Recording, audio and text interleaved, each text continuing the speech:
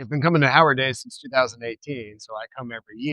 But this year is a little special for me because I just published Robert E. Howard, The Life and Times of a Texas Author, a brand new biography of Robert E. Howard.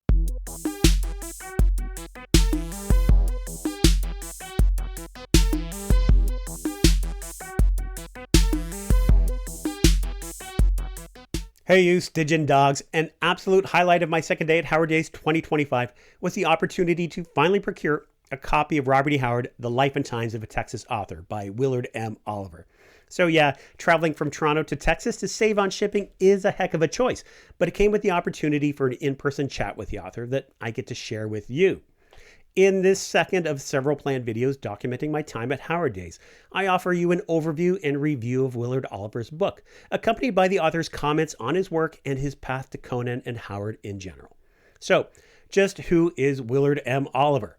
To start, he has a background in criminal justice. He's a retired major in the United States Army Military Police Corps and is currently a professor of criminal justice at Sam Houston State University in Huntsville, Texas. He's the author and editor of over 50 books and is also the founding editor of the Journal of Qualitative Criminal Justice in Criminology. Here's Will, in his own words, telling us how this exceptional biography came to be. So I had written a biography of August Vollmer, who's considered the father of American policing. And that was my first biography. And it took me 10 years to write it. Okay. I spent 2 years trying to figure out how to write a biography. I'd written stuff before, but I decided to read over 100 biographies to figure out what I liked, what I thought worked, and incorporate that into the biography. I finished that and published it, and told my wife I really want to write another biography because I just had that, I felt like I had developed some skills that I could then apply to somebody else. So the August Vollmer was from California. So I had to keep flying from Texas to California and Okay. And she said, why don't you write about somebody from Texas? Her motivation was Closer to obviously home, to save the buck, right? Yeah. So I thought about it and I said, the only person I can come up with is Robert E. Howard. Right. And she said, well, why don't you write about him? And I said, well, the problem is I'm a criminal justice professor and, he's not criminal justice. And she said, so? And I was like, okay. So my wife gave me a license to write the book. And lucky for us, Will took on the challenge. I think he's given us something pretty special. Following the foreword by Howard scholar Rob Ream and Oliver's stage-setting prologue, the book's 30 chapters span 473 pages, and this page count doesn't include the 36 pages of photos tucked about midway through. The book's chapters present a linear telling of Howard's personal and artistic life, with the latter chapters presenting the creation of Howard's work thematically in chunks that work well within the chronology. It's a heck of a volume. Oliver isn't Howard's first biographer, so I took the opportunity to ask him what differentiates his work from what's come before. Mine is a little bit more academic, so there's a lot more, end noting of all of the material and where I got it from, so people will know where my sources are from. Yeah, there are endnotes aplenty, 71 pages in total. Add to this the 16-page bibliography and a solid index, and the result is an incredibly well-sourced work that will likely serve as the go-to reference on Howard's life for some time to come. Oliver also takes care to note that his work is pure biography and that he doesn't endeavor to comment on the literary aspects of Howard's work. I don't focus a lot on the literary aspects of the writing. What I do focus on, though, is during his lifetime, the feedback he was getting from the readers of his stories. And so I let the fans really do the talking of the literary aspects of, how successful Howard was in his writing. Oliver's use of Howard's correspondence with his friends and fellow authors provides a splendid objective look at the response to his work at the time that it was published. And the inclusion of the readers' responses to his work found in the pages of the Airy, what we might consider the Weird Tales letters page, are thoroughly enjoyable. These became a highlight for me through the later chapters. I thoroughly enjoyed reading these little excerpts, wondering who these people were, what their lives were like, and how did the legacy of their fandom in the 1930s ripple out through space and time to manifest in the here and now, almost a full century after they were written. This biography would seem to be a labor of love, an intellectual endeavor driven by obvious passion. So before offering my final thoughts on Will's book, here's the author speaking about his discovery of Robert E. Howard and his own journey to Cross Plains, Texas. My parents had divorced when I was 11. and I went to live on the other side of town with my mom. Right. So a little rough time period for me. Well, she got a job, and about a week later, she had to get clothes for the new job. And she took me to the mall, dragging and screaming because I didn't want to go. And I happened to walk into this eclectic bookstore slash game store slash whatever you want to call it. And there were the first two volumes of DeCamp's edited Conan series. And those first two covers, like, whoa. So I bought them. I read them. I read them that night.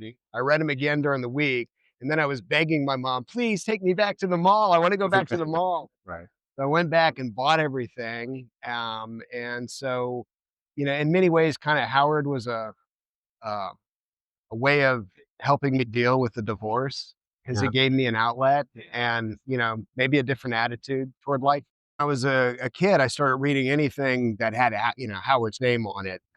So, everything from El Barak, King Cole, Solomon Kane. I mean, I just fell in love with anything he wrote. Then I picked up this thing called Breckenridge Elkins that said Robert E. Howard, and I read them. And I'm like, these are funny, but there's no way in the world this is the same guy, right? Not the same author. Turns out he was. And so that just developed. And then over the years, I continued reading Howard. And we moved to Texas in 2003. And I knew of this, but I was raising kids and I just, June was a bad time. So once the kids left the house, I decided I'm coming here. So I came here and I was really hooked. And it was about that time I was thinking about writing a biography, which I needed to come here, right? And um, this place is amazing. I mean, it's small, it's the middle of nowhere. And then you see the writing room, his bedroom from which he wrote. And you go, wow, this guy had an incredible imagination to be able to write all of these fantastic stories from here. I'll start by noting that Willard M. Oliver's Robert E. Howard, The Life and Times of a Texas Author, is an absolute must-read. The book opens with a lyrical prologue and almost cinematic introduction for the mind's eye. It serves as an establishing shot, bringing to life the town of Cross Plains, Texas, in March of 1932, with its most famous resident on the brink of introducing his most enduring creation to the world.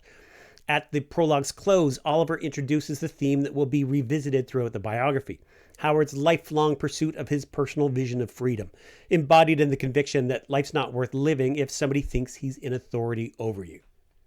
The early chapters offer a detailed account of genealogy and journey, culminating in the Howard family's arrival in Cross Plains, Texas in 1919, in Chapter 5. To the reader's benefit, meticulous attention is given to the seemingly tangential. This is, after all, a life and times biography. It's as much a biography of Robert E. Howard as it is a history of the people and places that shaped his life. As we read these early chapters, we're invited to contemplate how Howard's nascent genius was very much a product of his reality, though paradoxically, he often seemed at odds with the world around him. The book's 30 chapters present a mostly linear account of Howard's personal and artistic life. In the later chapters, his work is skillfully organized in thematic chunks that work well within the chronology, even as his various creative pursuits often overlap time periods. I appreciate this linear structure as it allows for easy reference and makes returning to the work for research both convenient and efficient. There is, though, something of the macabre in this chronological approach. With each chapter, as the reader celebrates each hard-won success in Howard's publishing career, we edge closer to the inevitable. A morbid countdown to the end we know is coming, and with it, a most profound wish, if only there could have been more. Howard's pursuit of personal freedom, a recurring refrain throughout the book, comes to the fore in its final chapter. We're left to reflect on his state of mind and to consider the motivations for his final act of autonomy. My thoughts on this theme diverge from those of a popular reviewer who felt uncomfortable with what he saw as the author suggesting that suicide equals freedom. There is more nuance than that in this final chapter. Oliver doesn't suggest that suicide equals freedom, but that the act in its subjective, the choice, was Howard's alone, and within that choice lies a kind of personal freedom. Oliver offers us room to contemplate the author's death. Those that know this tragedy in their personal lives understand that the rationale to end one's life is difficult to understand.